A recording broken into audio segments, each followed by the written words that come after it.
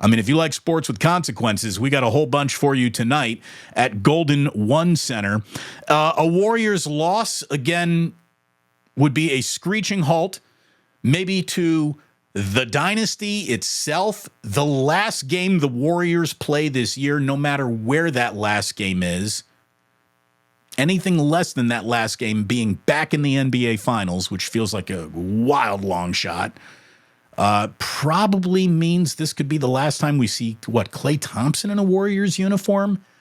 Like, I don't even like saying that out loud, but that's a reality of the conclusion of tonight's game. I think the Warriors are going to win it.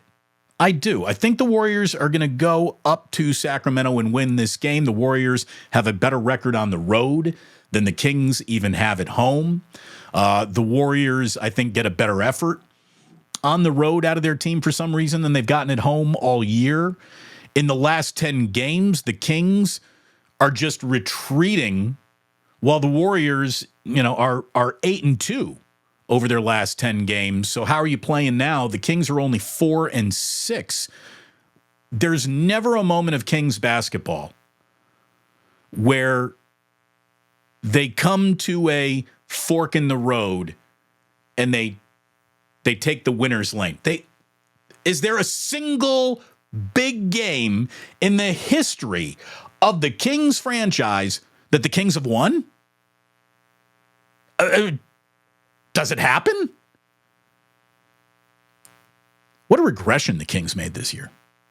I mean, they're supposed to be a young, well-built team with a good coach on the come, and the Warriors are the old man in the room. Them falling back a bit shouldn't surprise really anybody. The Kings might be among the most disappointing teams in the NBA, if not the most disappointing team in the NBA, based on the fact they're even in this game. They shouldn't be in this game. I see how the Warriors got to this game. How did the Kings get here? The other thing that I think just absolutely tips this game into the Warriors' favor. Yeah, they'll be down Gary Payton II, who's not going to play tonight, but Malik Monk isn't playing, and neither is Kevin Huerter. Malik Monk has killed the Warriors. Just kills them whenever he plays the Warriors. He's not playing tonight. I think that tips this game into the Warriors' advantage. And then, Kevon Looney, who's sort of been a little bit of a forgotten member of the Warriors based on the fact that Trayce Jackson-Davis is now the starter, and it seems like Looney is called on to do less than ever.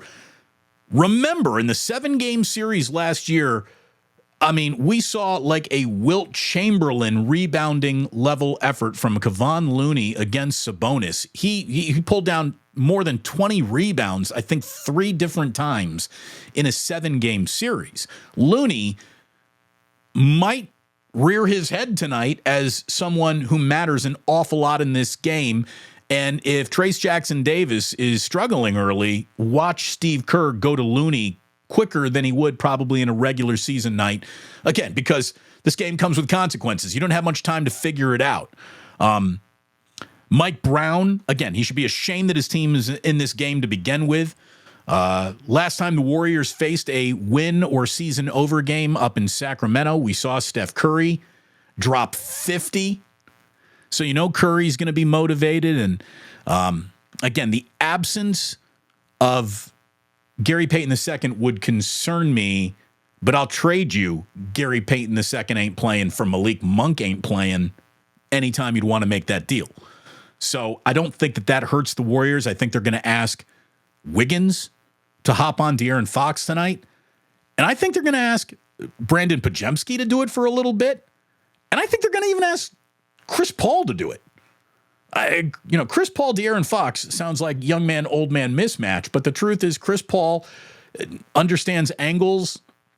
He can shut dudes down still just by, I don't know if you can shut dudes down, but watch Chris Paul be asked to do it and not just get sprinted past, right?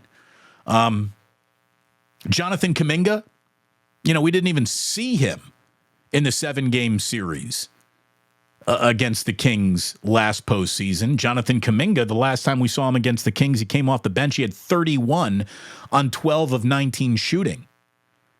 Kuminga has a big game tonight. I think the Warriors win. Andrew Wiggins is felt on the court tonight, I think the Warriors win. I would totally sag off of Harrison Barnes early. I would treat him like Draymond Green. Harrison Barnes doesn't see an awful lot of postseason threes that he buries his daggers. He's not a postseason guy. He's not. He just, I hate to say it about Harrison Barnes, who's a player that I like very much, conducts himself as a total pro at all times. He gets to the postseason and he does more gagging than he does anything else. So I'm not really worried about Harrison Barnes. The Kings' key player tonight might be Keon Ellis. He's a very good on-ball defender. And he has stepped into the role vacated by an injured Malik Monk. And without him having a good game, without him being very pesky defensively, missed a swipe in terms of taking that ball away from you, without Keon Clark having a great game tonight, I don't think the Kings can win. And maybe the very simplest way to handicap this team and this game is this. I bet you whichever team hits the most threes wins. I mean, I'd be very surprised. Two teams that are dependent on the three dropping. The team that probably hits the most threes probably wins this game tonight. I know that that's not much of a deep dive into granular statistical illumination, but it's probably just that easy.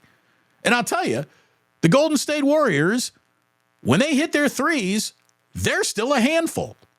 And when they don't, they're the team that loses 20 times on their own home court in 41 home court games. So, both of these teams deserve our skepticism. Both of these teams deserve to be looked at like, I don't necessarily trust you, so I don't want to handicap too much here, because what I say you might be, you could be something else. Like, you did that all year long. Just when you got an expectation for what you might see out of either the Warriors or Kings, they show you something different in their very next game. So this one's a tough one to really sort of gauge. I think the Warriors are going to try to flex their depth. Mike Brown's probably going to go with like an 8-man rotation. Watch Steve Kerr try to get deeper into his bench, just because this is it. 48 minutes to find out whether you got one more game or you're going to Cancun. Consequences. The NBA needs consequences. And I'll tell you, the play-in tournament, whatever the hell this is called, whatever we're calling it, pardon me, it's been a huge success. It's kept people leaned in. It's kept people paying attention. And, it's kind of like me crapping all over Bud Selig's wild card. I didn't like it at first, but I can't help but admit it's working. So we'll see if the Warriors can survive this bad boy tonight. I do not know if they can. I think they will, based on who they are and the fact that I've never seen the Kings win a you gots to have this game, not once in my life. Not once. Sorry. I mean, seriously, if the Kings lose, does Mike Brown get fired? What a massive regression this team had after a pretty decent regular season. They've fallen off at the wrong time.